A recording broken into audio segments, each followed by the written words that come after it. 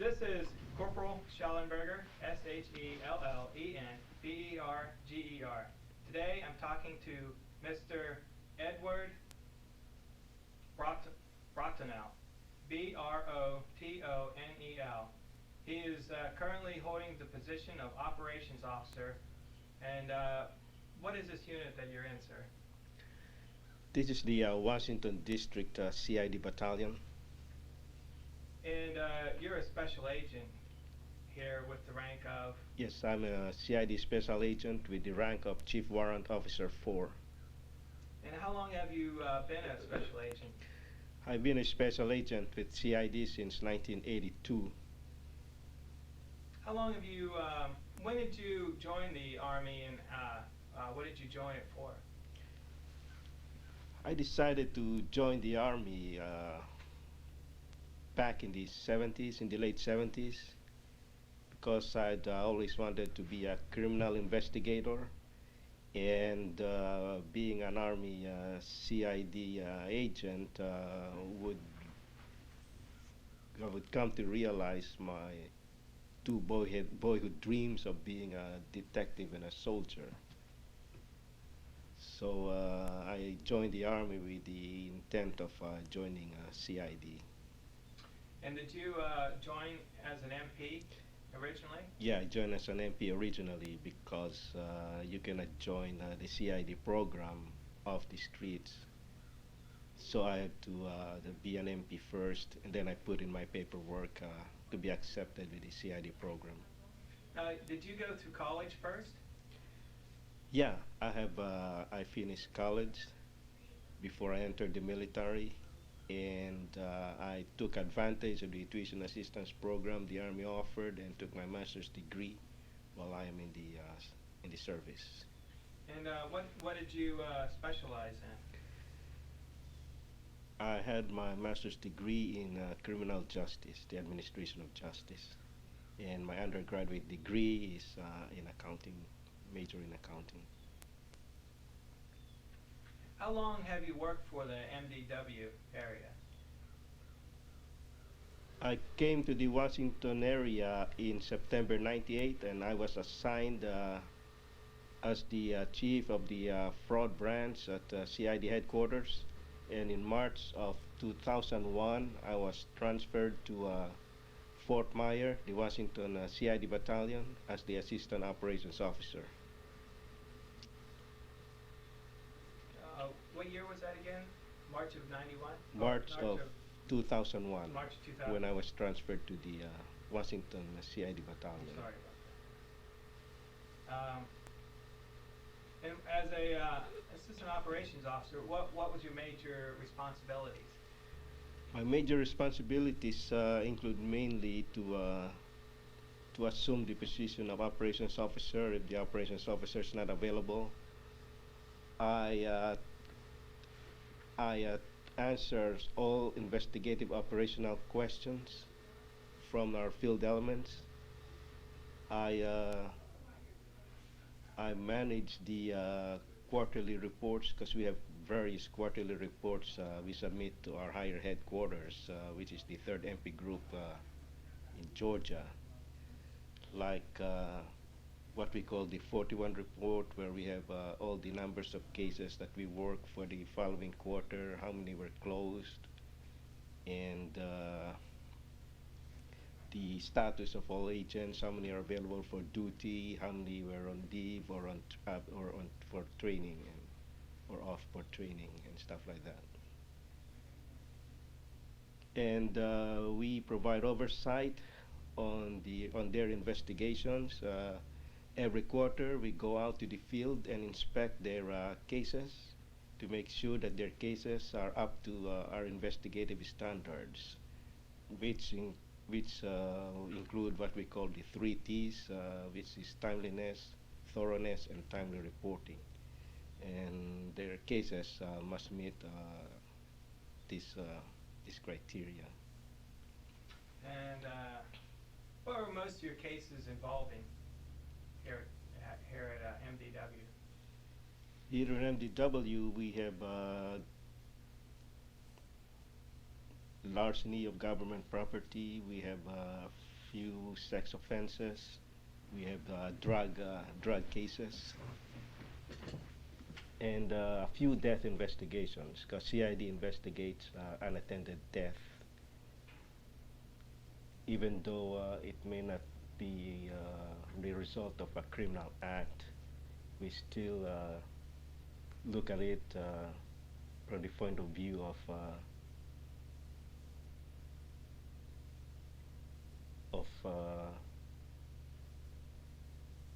I would say we will not prejudge any unattended death case until we determine that there's no criminal act involved. So you want to make sure what the facts are Yeah. for the case. On a scale of 1 to 10, how busy do you stay here at this region compared to the other places you've been stationed at? I work from 9. I come usually at 9 and leave about 6 or 7. So I put in about 9 hours. And is your caseload pretty heavy too, or it's light? I do not work cases here at the battalion level, but we have the field officers who work the cases, and 3 of our most busy offices are the Fort Myer Resident Agency, Fort Meade, and Fort Drum, because the CID battalion of Washington covers the area north of Richmond up to the Canadian border on the east coast. Oh, so and as an operation officer, your oversight covers this whole area? Yes. Mm-hmm. Okay, I didn't know that. Okay, we'll move up to the week of September 10th. Mm-hmm. What was your schedule for that week going to be? Actually, on that day, September 11, I believe it was a Tuesday, if I'm not mistaken. That's correct. We were at Fort Monmouth conducting one of our inspections. Where is Fort Monmouth? It's in New Jersey. New Jersey? And we flew in about 7:30. And I know from the airplane window I could see the New York skyline. At the time I didn't realize that how things will change in just a short while after that. So we were at Fort Monmouth, and about 8:30, 8:45, we were reviewing cases, and the agent in charge, Tom Robertson for Fort Monmouth, he mentioned that he heard on the news that an airplane hit the World Trade Center. Well, at the time we thought it was an accident. That was our general feeling. And then shortly thereafter, we heard that a second airplane hit the other tower. And then we know that something was not right. So we kind of stopped our work, and the operations officer at the time, Mr. Adams, started to make phone calls to this office here to find out what's going on, and then they went to another building so they can watch the TV, and I believe it was at that time that we cannot even make phone calls on the cell phone because it was busy and stuff like that. How far away is Fort Monmouth from New York City? It's about an hour. An hour drive? Because So we were it's quite a an ways hour away. and a half, yeah. Mm. So, and then shortly thereafter, we heard that that an airplane hit the Pentagon.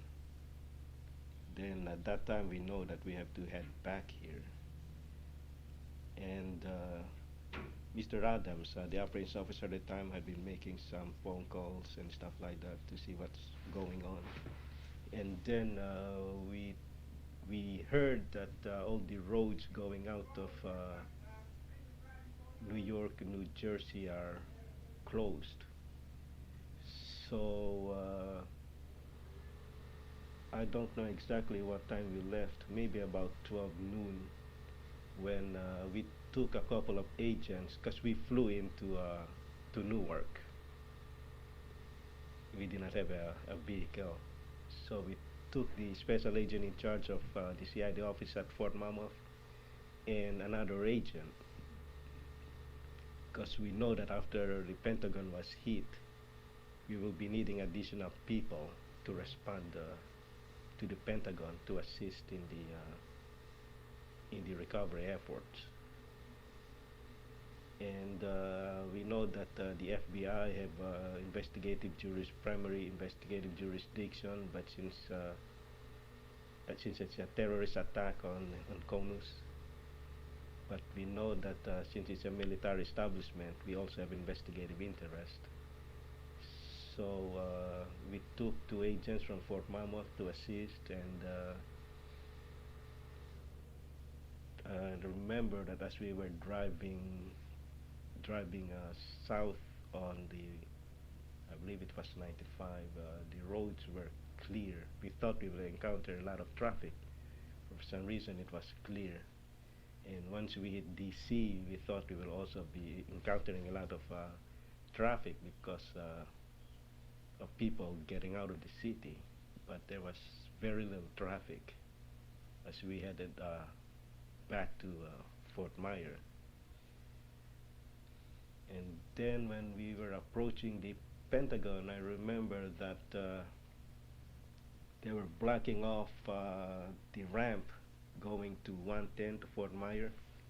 But since we have a police vehicle with sirens and all this good stuff, and we have our badges, they let us through.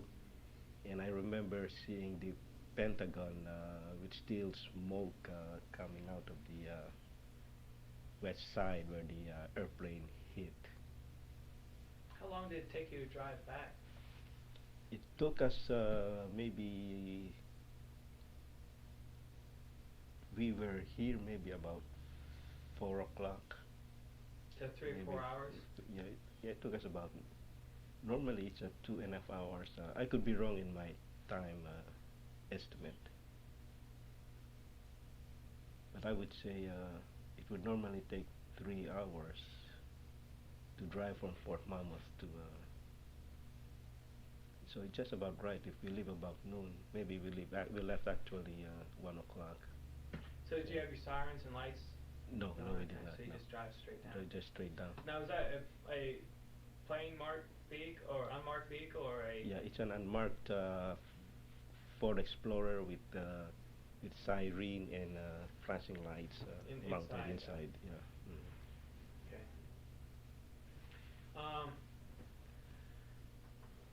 What was going through your mind when you heard about the 2 attacks on the towers and the one on the Pentagon?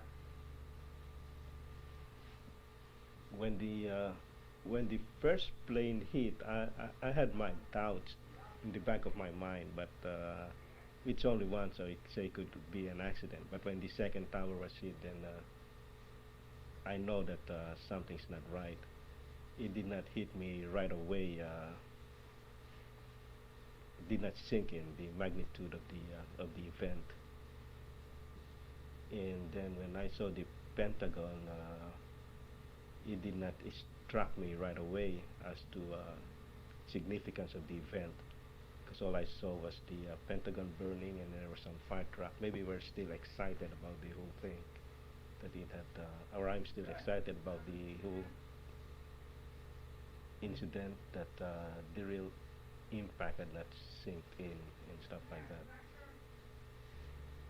So we went, when we went through 110 and out the back gate of Fort Myer, we found that there's a lot of cars because they have implemented the force protection code with the highest level of force protection code. So there were a lot of cars waiting to get in because they were searching all vehicles. So we have to, we just identified ourselves and pulled in and came into our office. And at that time, the operations officer was already calling other people other agents from other offices so they could come to the district and form a task force. And shortly after that, we went to the Pentagon and to see what was going on, because we already have agents from the resident agency here, Fort Myer, out there helping the FBI retrieve some evidence, mainly plane parts and stuff like that. And it was at that time that I felt what that incident really was.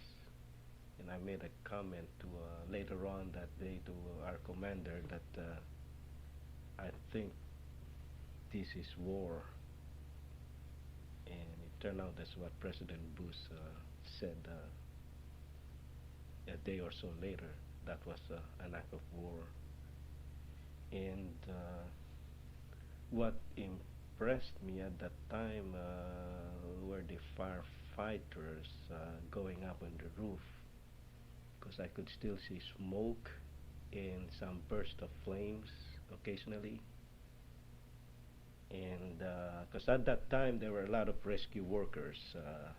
Some of them were waiting, just sitting and waiting, because it just happened. People have no time to organize yet, but apparently it's apparent that they have plans, which they were just implementing. Because I noticed them, those firemen and those rescue workers, to be relieving each other, and after a certain time.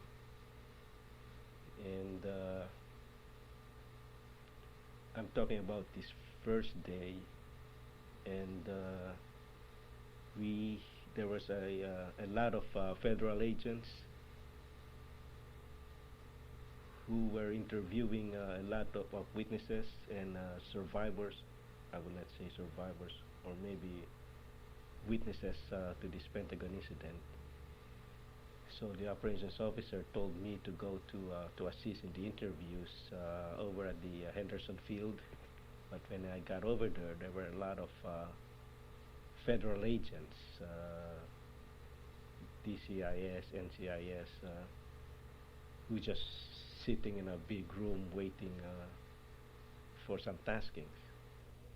So I just headed back to the Pentagon, and at that time we mainly were just the operations officer were just surveying the area, and we were coordinating with the FBI, and the FBI were starting to form some teams.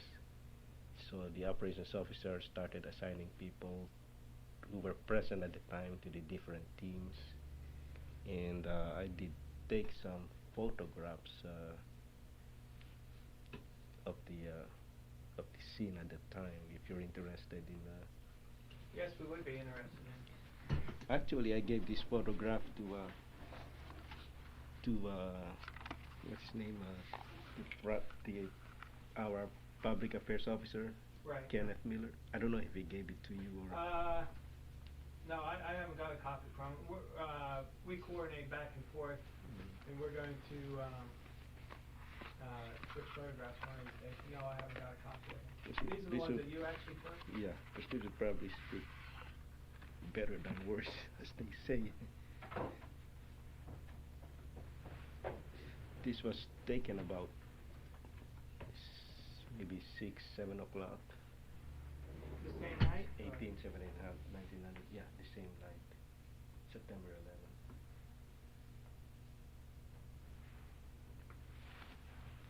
These are the FBI agents here, or? Those are looks like they're firefighters. Oh, firefighters.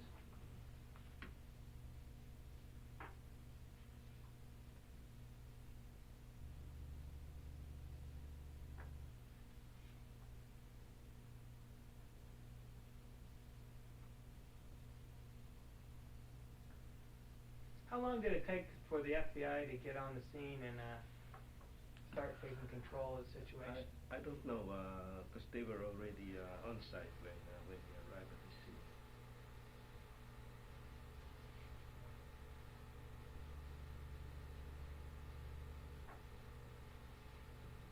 scene. And who was taking control of the actual site?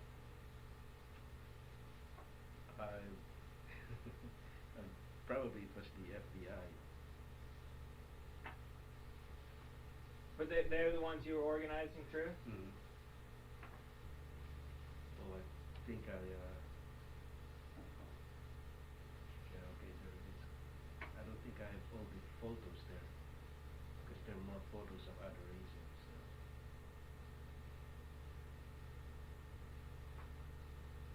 This is our operations officer and our commander. That's Secretary of Defense.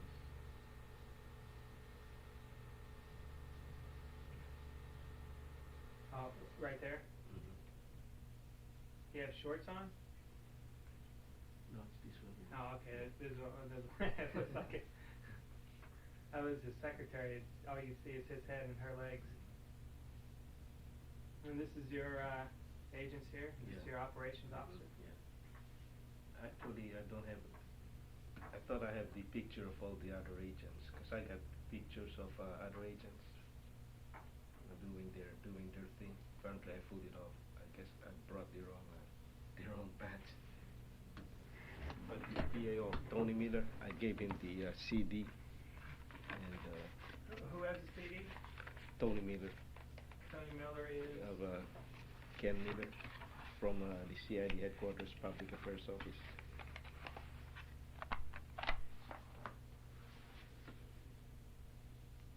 Because I have photos of the agents discussing basically the team assignments and stuff like that. And what was that guy's name? Ken Miller? Miller. Yeah, he goes with Tony. He goes. And let me give you. Have you been to the Public Affairs Office yet? No. That's the one at Fort Belvoir? Fort Belvoir, yeah. I think I have been in there before. Let me give you his phone number. His phone number is 703 703 806 806 0376. 0376. As a matter of fact, he published some of the photos in the CID shield.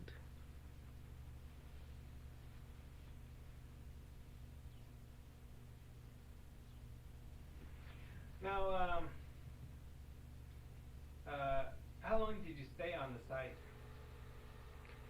We stayed at the site. I know it was dark when we left the site,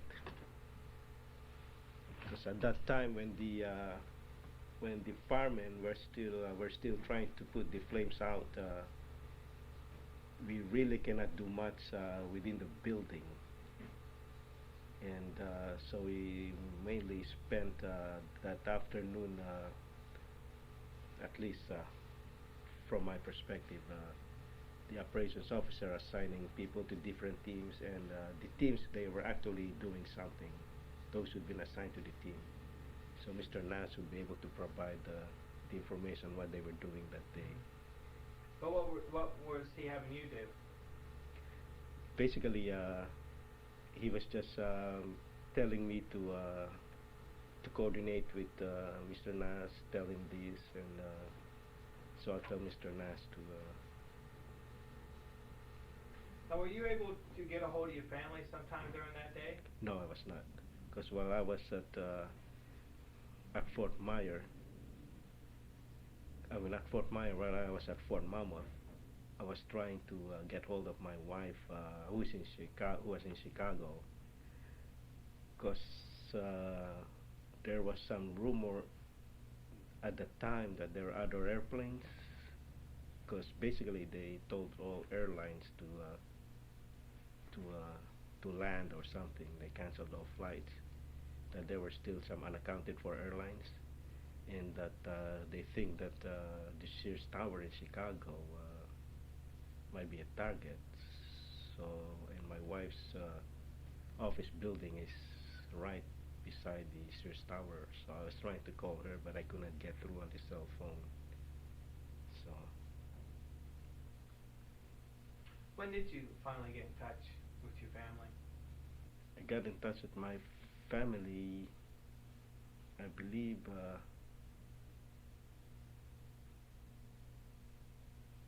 I remember I got a phone message when I was here that night, my wife calling.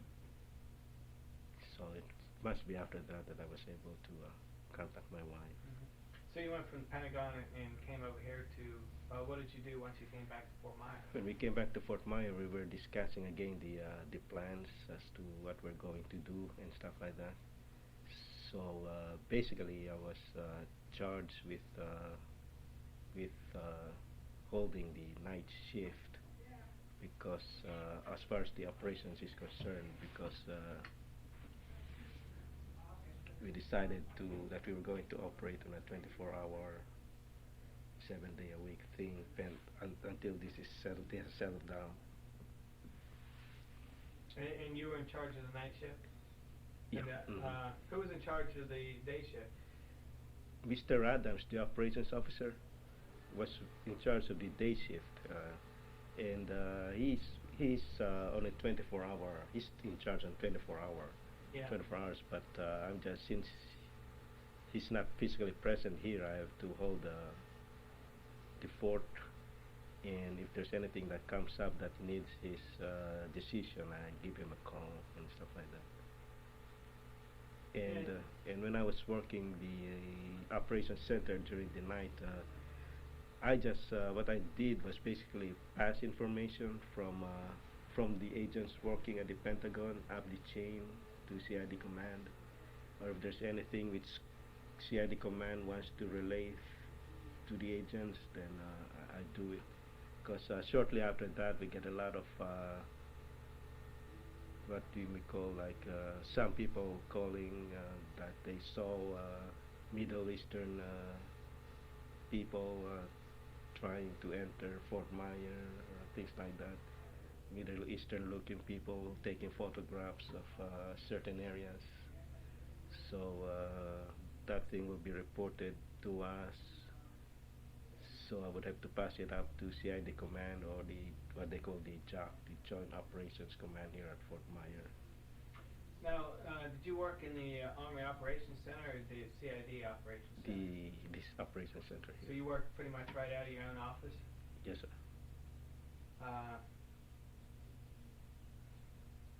And if the agents working at the Pentagon would need some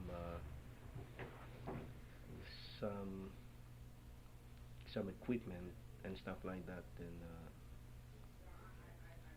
I just note it down, and then the first sergeant will take care of. Now, what were you having your CID agents do on the night shift? The CID agents at the scene were basically doing some recovery work, because they were doing some recoveries, sorting out the debris, and trying to get some evidence, or maybe if they can find some classified documents, or maybe some dead bodies, because that's what they were doing at the Pentagon. And Mr. Nash will be able to provide the details of this, because he was the field special agent in charge.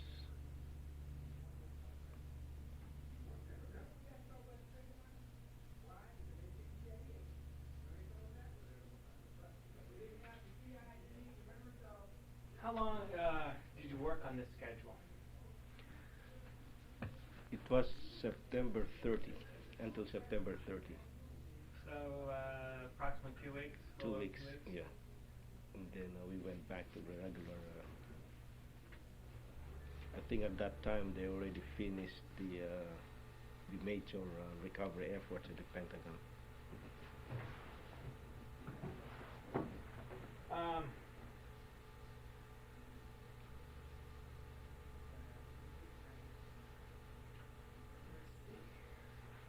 Guess about all the questions I have. how long, has your office ever gotten back to normal after this? No, we did not, because we keep getting, because shortly thereafter we got this anthrax thing. So we get a lot of reports, mainly unfounded reports, that they got what they received in the mail, something which looks like anthrax.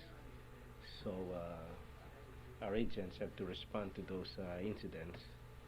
And I think they only came up with one positive, which was a mailroom at Walter Reed Medical Center. I believe it was contaminated by some mail coming in from, I forgot the name of the postal facility in D.C. Out of Brentwood? Brentwood, out of Brentwood. So they were contaminated and stuff like that. But our agents were busy responding to alleged bomb threats, to alleged suspicious activities, which could be terrorists, but mainly people taking photographs of, like in Fort Hamilton, New York, they got this Verrazano Bridge right by Fort Hamilton. So people were taking photographs of that bridge, but then somebody made a report that some suspicious-looking individuals were taking photographs of the bridge. So our agents have to respond, and they determined that they were just tourists taking photographs. And there was one time when the MPs let in a car bearing Middle Eastern looking individuals on post, and they said that they were going to this particular place at Fort Myer. They turned out that they could not be found at that location, so they started looking for these individuals throughout the post, because they could be some terrorists, but it turned out that they were related to an employee on post, so it turned out that it's not okay. So there were a lot of, I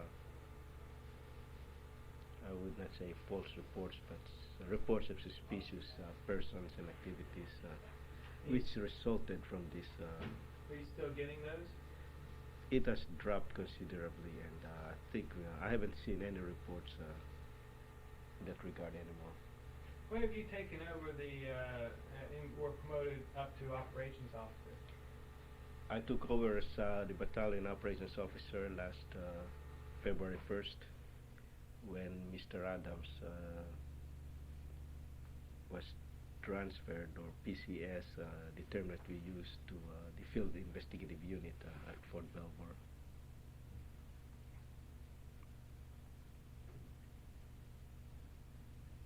What is your most memorable experience with this whole situation? I think it's just the sight, because it's kind of hard to believe that that thing could happen. At the same time, looking at it from the point of view of a military operation, I think it was executed very well by the Al-Qaeda, and they have the surprise, the timing. From that point of view, it was well executed on their part, but still, considering the deaths, because I can see the report as they come in, because listing all the additional names of victims as they found. So kind of it struck me that looking at the Pentagon, I did not see any bodies, but inside that building, I know that there's some dead bodies in there. Have you ever been involved in a incident this large before, like investigating other accidents, or? No, I have not. So this is the first time? This is the first time I got involved in an incident of this magnitude. So it would never be comparable to like a car accident or Oh anything no, like that? no, it can't. No. Have you ever, going to your schools or your training in the past years as a CID agent, ever went to a course for a large-scale incident like this? When I went through the basic CID course in 1982, we were not taught processing a crime scene of this magnitude. I believe that there are courses pertaining to major crimes investigations, but I don't think it would the scene would be of this magnitude. Maybe they're talking about an attack on a schoolhouse where there are so many victims. I know I participated in training exercises on post training exercises like hostage situations, but they're mostly training on negotiating with terrorists, and then if something goes wrong, they bring in the other elements on post, like the firefighters, the medical specialists. But my experience, we did not consider processing a crime scene of this scale. So the largest practice you ever had was like if some nutcase took a gun, Right. and it made a lot of casualties Yeah. somewhere. Yeah. Again, that's just my personal experience. That's your okay. What did you learn out of this investigation? Working with the FBI and some of the other agencies around. Is there anything that you learned from them? I think the thing that I learned from this thing is just the way they do it, the way they sort through the debris, then place it in another area where they sort it out and they look for body parts and other evidentiary matters and stuff like that. They have to be systematic about it. And one thing I really realized is that they must have some plans for this, which they just executed. Because I think it went, at least from my perspective, it kind of smooth and stuff like that. But through all this incident, one thing I can say is I was tired working from 6 p.m. to 6 a.m. and hardly had any time to do anything, just eat, take a couple of hours sleep, then head back to work. And so you were burning the candle at both ends quite a bit, getting wore down. yeah. I had a really good question. Has your office changed anything in the way they do business to perhaps accommodate another large-scale attack like this? I know that they did the operations officer and the commander. They did an after-action report, but I have not read the after-action report on the lessons learned, because my perspective is more limited than the operations officer, because the operations officer dealt with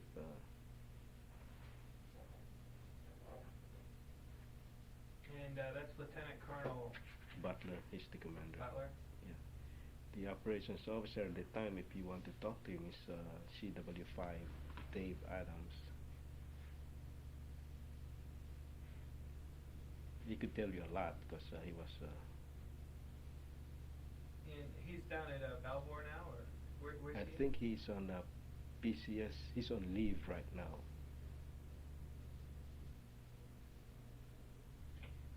Where's your PCS into? Fort Belvoir. Okay, so we'll be back there eventually? Yeah, I think his reporting date is April 1st, though. If you want, I can call him and ask him if he's willing to be interviewed or something. Oh, that would be great if he's in the area here. Oh yeah, he's in the area. He lives in East Spotsylvania area. Does he have a global? Is he on the email system? Global email? Yes, he should have a AKO account. I don't know if he uses it.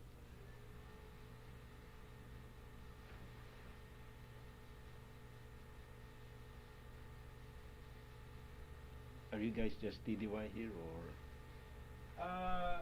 We're a reserve unit that got Okay. activated for 2 years. I don't know how long we're gonna be here. Once we get all the puzzles or the pieces of the picture together to write the monograph, a small booklet on the Army's part of this attack, and I don't know how much I'll be involved in that, and I don't know. The war has just started, so we don't know where we're going to be at.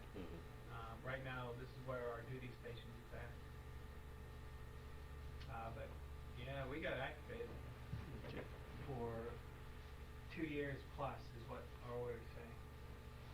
Yeah, but what struck me about this whole incident was we were flying to Newark, and that was where one of the hijacked plane originated. I think just about the same time or close to the time that we landed. And So then pretty much past them and the yeah, planes. probably, yeah. And seeing the New York skyline at that time without realizing that it will change shortly, that's what struck me too. Just an hour or so later. Yeah, an hour or so later, yeah. What are some of the lessons you learned in this incident about yourself or about your office or about the people you work for? I think personally, just on a personal level, is just to be careful, and I would hesitate to. I know that there are some people who has the name plates on their license plate with the medals and stuff, saying also that retired U.S. Army or retired Navy, stuff like that. I think I would be careful using those kind of things because you never know. Some people may just make you a target because you're a retired military or connected to the military and stuff like that. So you're not going to go out and buy a plate with that on it? Not at this time. it's hard to be a target when you have no chance to respond and stuff like that.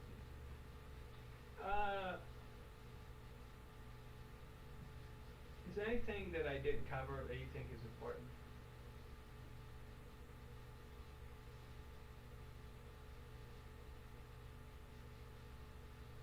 No, I don't think so.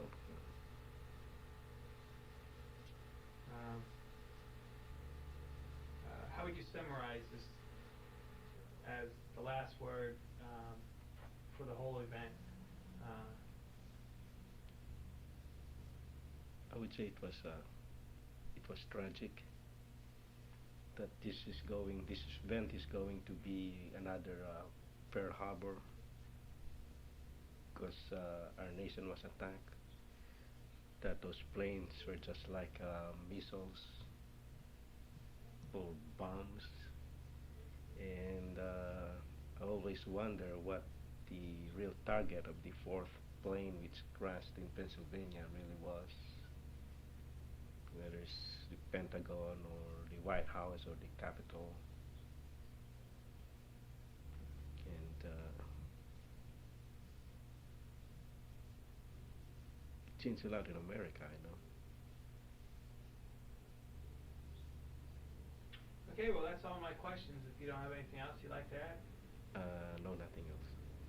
Okay, thanks. Thanks for taking your time out of your schedule to Okay. talk to us today. Okay.